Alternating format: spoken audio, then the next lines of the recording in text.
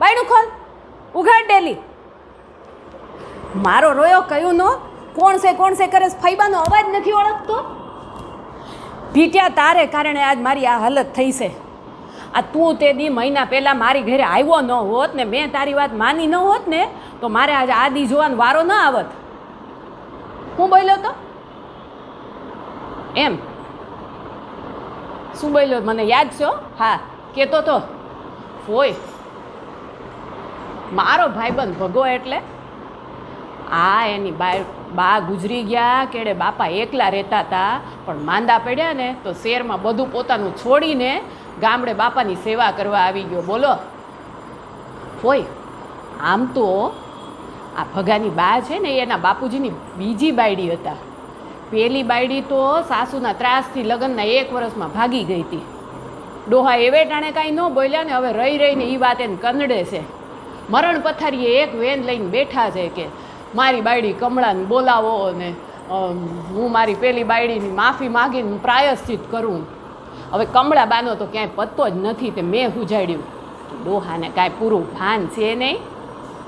હોય તમે કમળાબા બનીને હાલો ને ડોહા તમારી માફી માગી લે ને પછી એમનો જીવ છુટકારો થઈ જાય.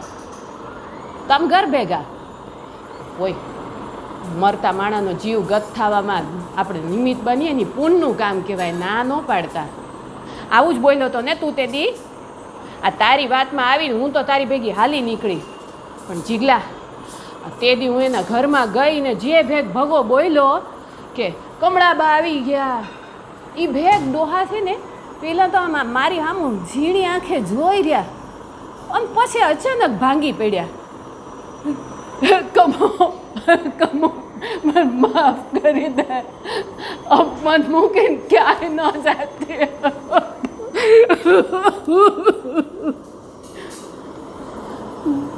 બચારા ડોહાની આવી હાલત જોઈને માર તો આંખમાં પાણી આવી ગયા. હો આમે ઘડપણમાં એકલા રીબાવાની પીડા માર જેવી બાળ વિધવાથી વધુ સારી રીતે કોણ સમજે હે? પણ જીગલા ઈ તારો ભગો ને એની બાયડી બે હાવ નપાવટ છે. હો હવાર હાન ડોહાના મોઢા સામે ખીચડીને ઢેફાને દવાના ખડકલા કરીને હાલ્યા જાય છે. વાહે વળીને જોતાય નથી કે પેટમાં ગયું કે નહીં. એકે વાતનું ધ્યાન રાખતા નથી. અને બસ કંઈ ડોહા ઉકલી જાય ને કંઈ એનું ઘર ને ખેતર મિલકત પચાવી પડે ને એ જ વેતરણમાં છે. અને રાત પડે ડોહાને દમને કારણે ઉધરસ ચડે ને અવાજ થાય ને તો બિચારાને એવો વઢી નાખે ને મને તો બહુ દયા આવી ગઈ.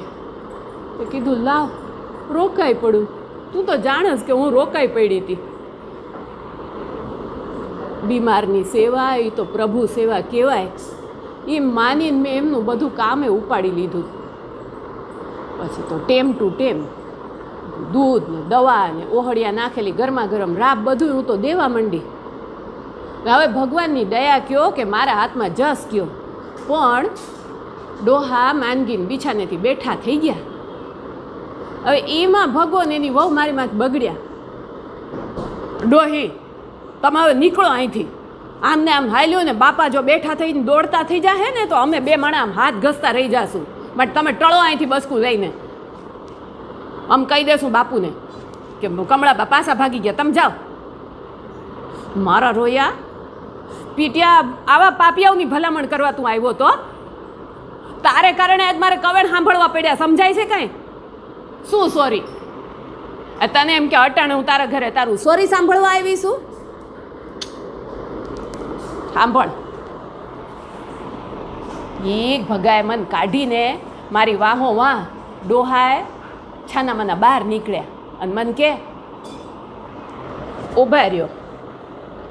તમને પહેલી વાર જોયા ને તે દી જ સમજી ગયો તો તમે કમળા નથી પણ તમે કોઈ જાતના સ્વાર્થ હોય ને મારી સેવા કરી છે ને એ જોતાં પૂછવાનું મન થાય છે કે જો તમારી હા હોય તો ગામના મંદિરમાં આપણે બે લગ્ન કરી લેવાય છે. પછી તમે મારા ભગાની ત્રીજી બા બનીને હાલો મારા ઘેર. હું કેસ જીગલા અમારા લગ્નની જવાબદારી ઉપાડીશ કે નહીં?